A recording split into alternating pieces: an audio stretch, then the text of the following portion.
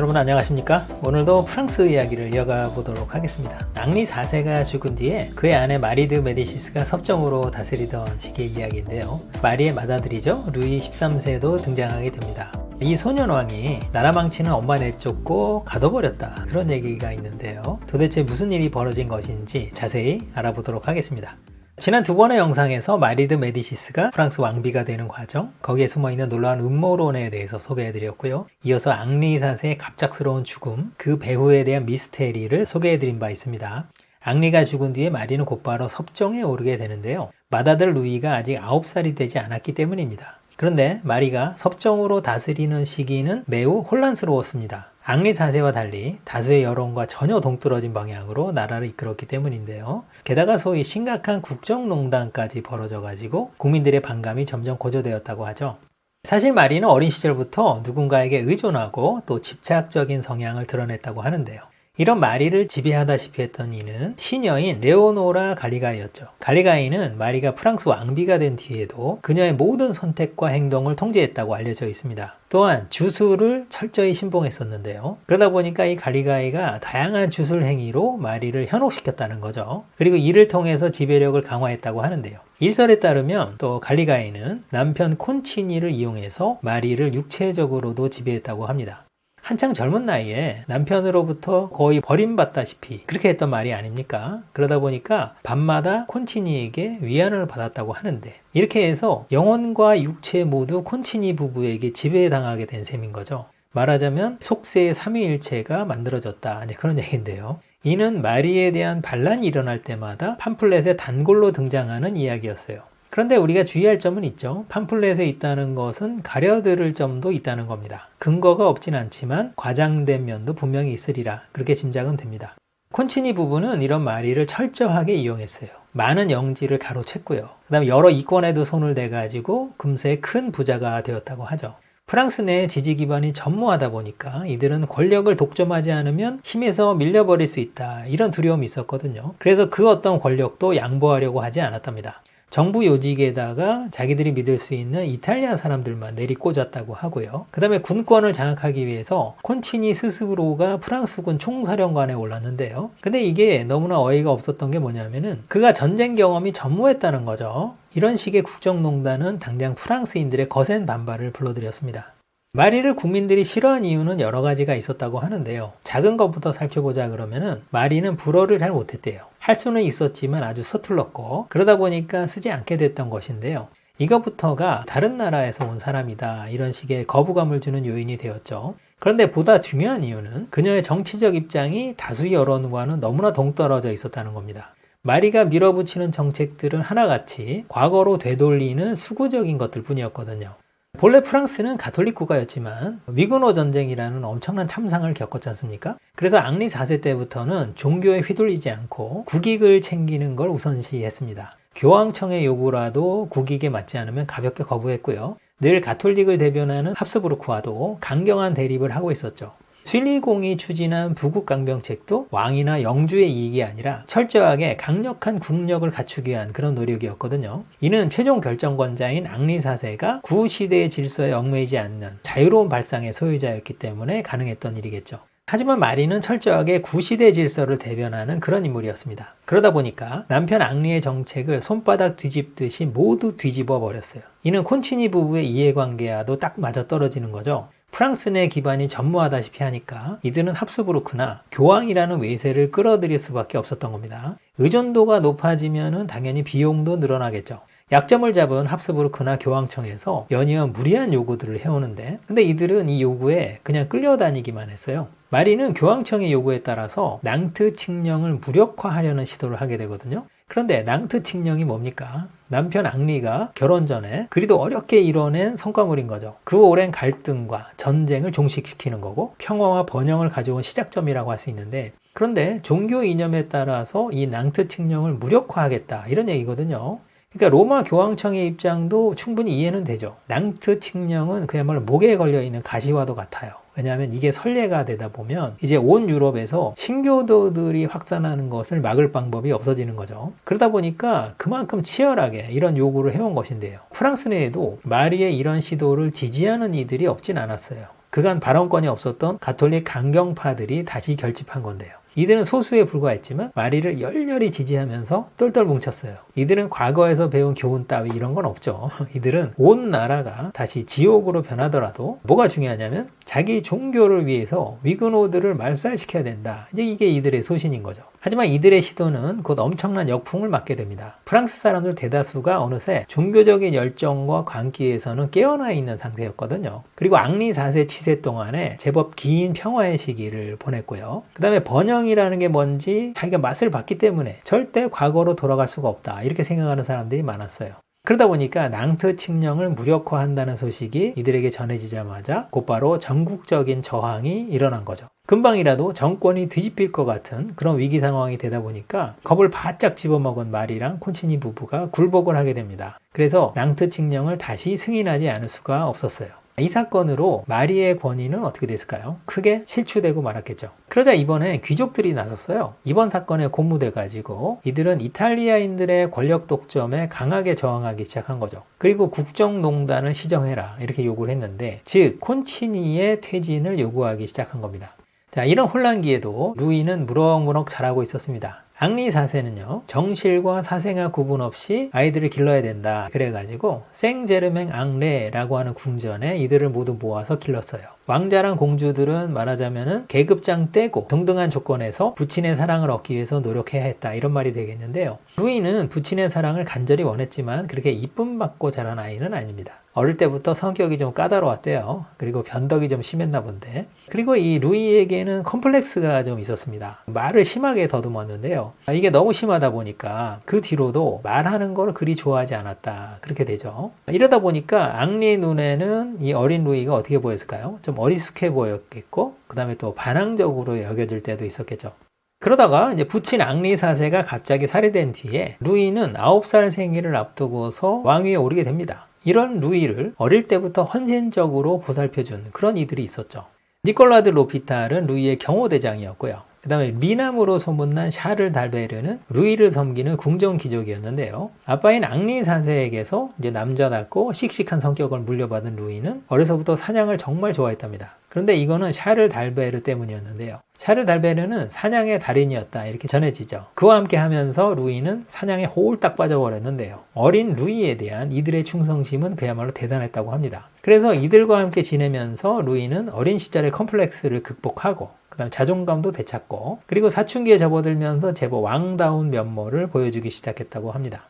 프랑스에서 어린 왕은 언제부터 스스로 통치를 할 수 있을까? 이제 이런 문제가 있는데요. 당시 기준은 13살이었습니다. 하지만 어린 왕이 실제로 왕위를 수행할 수 있을까? 이런 거는 왕이 참석한 자리에서 섭정을 맡고 있는 모후의 의견도 청취하고요. 이걸 바탕으로 고등법원에서 판단을 내리게 되어 있었답니다. 루이가 만 13세가 된 때가 1614년 10월경인데요. 이때 섭정 종료를 논의하는 자리가 마련됐죠. 근데 모두의 예상으로는 마리 드 메디시스의 섭정이 몇 년 더 연장되는 거 이거였는데요. 근데 고등법원의 판단은 놀랍게도 루이 13세가 친정을 시작해도 된다 이런 거였어요. 즉 마리의 독선적인 국정 운영에 고등법원이 제동을 걸었다 이렇게 말해볼 수가 있겠어요. 하지만 마리 드 메디시스는 곧바로 국왕평의회라고 하는 곳의 기능을 강화시키면서 그곳의 의장으로 취임해서 이제 실질적으로 섭정의 권한을 유지하기 시작했어요. 이른바 편법을 동원했던 건데요. 별 생각이 없었던 루이도 엄마인 마리에게 이제 불만도 갖게 되고 문제의식도 갖게 된 게 이때부터라고 합니다.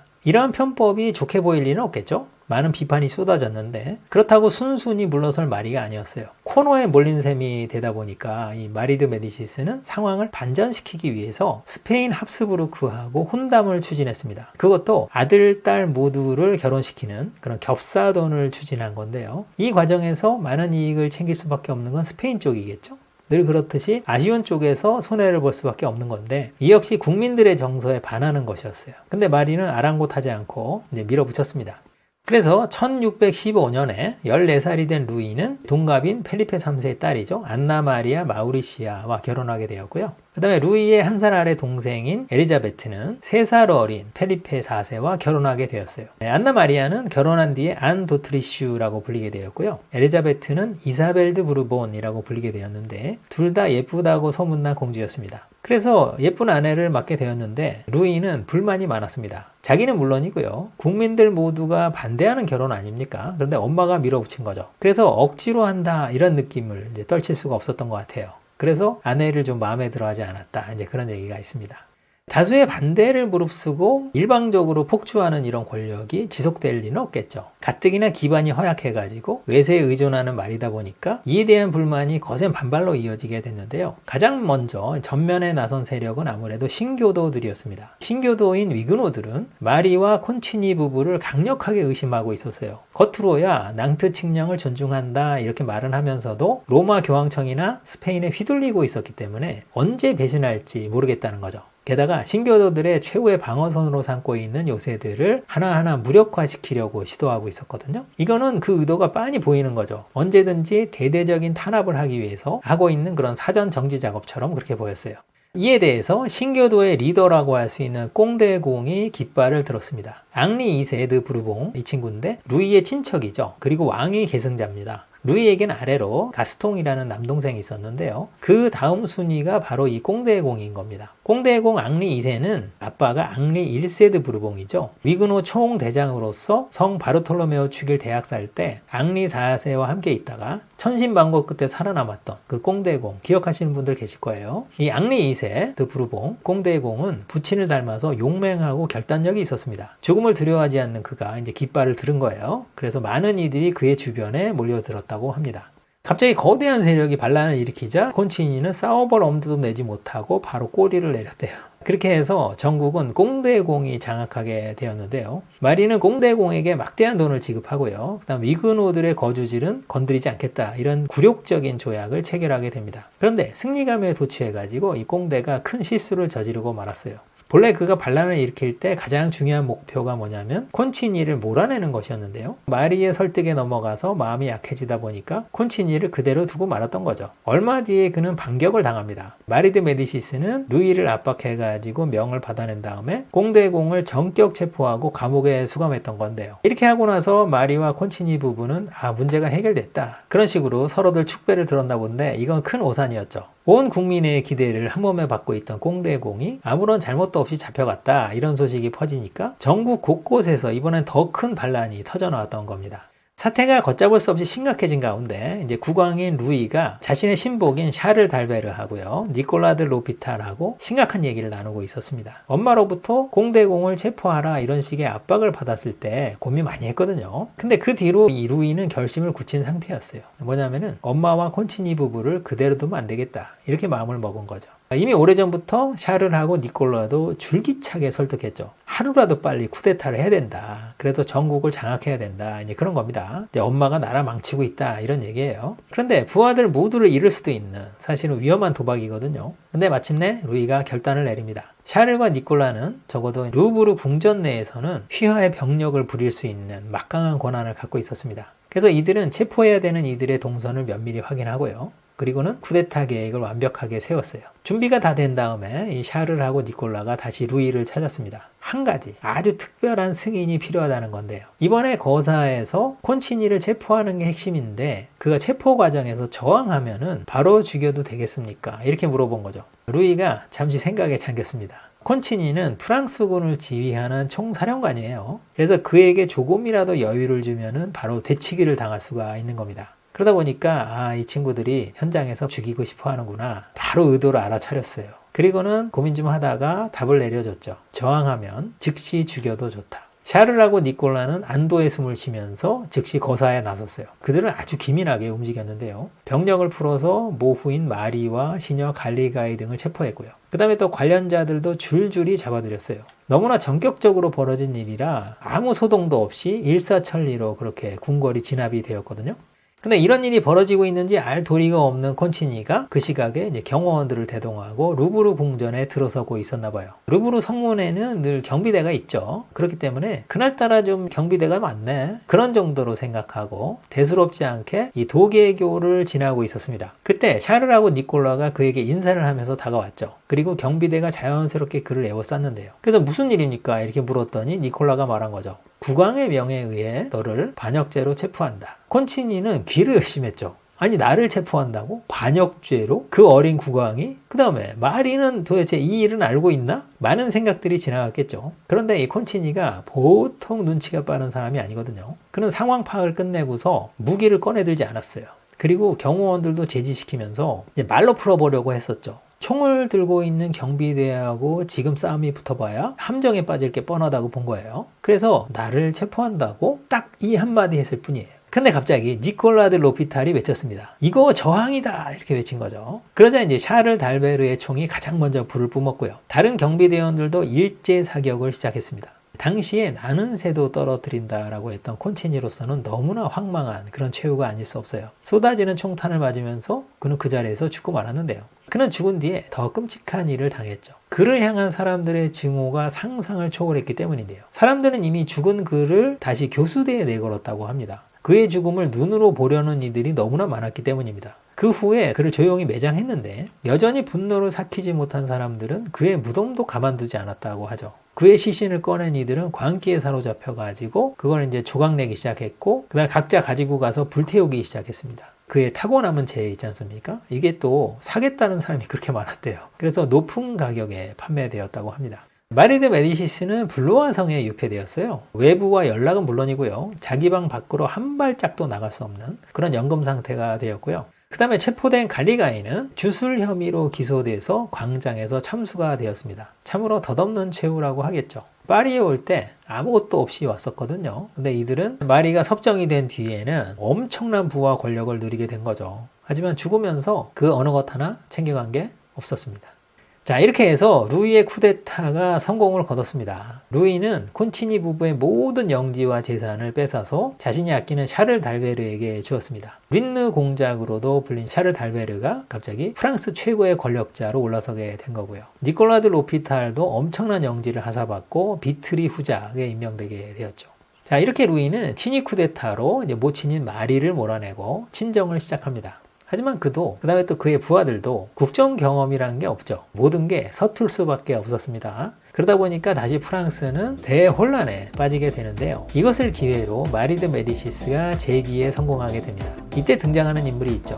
바로 그 유명한 리슐리의 주기경인데요. 그의 중재로 엄마와 아들은 다시 볼 수밖에 없는 그런 사이가 되는데, 근데 한번 금이 간 사이가 완전히 봉합되기는 어렵겠죠. 엄마와 아들의 치열한 권력 투쟁, 그 2라운드는 또 어떻게 전개될 것인지 다음 시간에 또 이어서 설명드리겠습니다. 네, 다음 시간에 뵙겠습니다.